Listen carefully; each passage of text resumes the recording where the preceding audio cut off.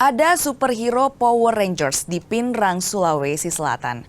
Power Rangers ini bukan melawan kejahatan, tapi bertugas mengangkut gabah saat memasuki musim panen. Aksi ini pun menarik dan juga menghibur warga.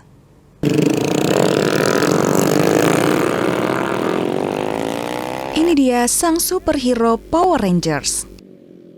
Eits, tapi tunggu dulu. Tapi kok tidak menghadapi monster ya? Ya, Power Rangers ini memang beda. Sang superhero yang ingin sibuk mengangkut gabah. Ini adalah para pemuda di Kabupaten Pinrang, Sulawesi Selatan. Mereka merupakan buruh angkut gabah atau warga lebih mengenalnya dengan istilah patasi.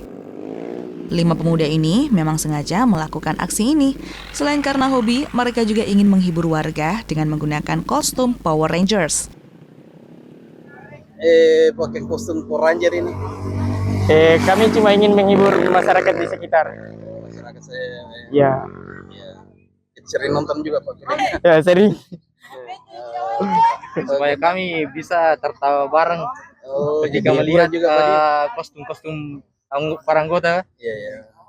Itu enggak mengganggu ruang gerak waktu kita kerja atau bagaimana Pak? Kan ini kan kalau jalurnya kayak tadi itu agak berat ya, ekstrim Pak ya. Iya, ekstrim. Tidak mengganggu, Ji. Tapi ada kendala yang kita hadapi kalau kita pakai kayak begitu? Ya? Ada kendalanya Pak? Ada agak susah atau bagaimana? Enggak terlalu susah, Ji. Enggak panas Pak? Enggak. Para patasi ini biasanya mendapatkan upah Rp12.000 untuk sekali mengangkut gabah seberat 100 kg. Namun upah itu bisa naik tergantung jarak tempuh. Dalam sehari mereka bisa mengangkut hingga 30 karung gabah petani. Aksi Power Rangers yang ini pun mendapat sambutan hangat. Mereka jadi hiburan tersendiri bagi warga desa Padaelo, Kecamatan Matirok Bulu. Sudin Syamsuddin, Kompas TV Pinrang, Sulawesi Selatan.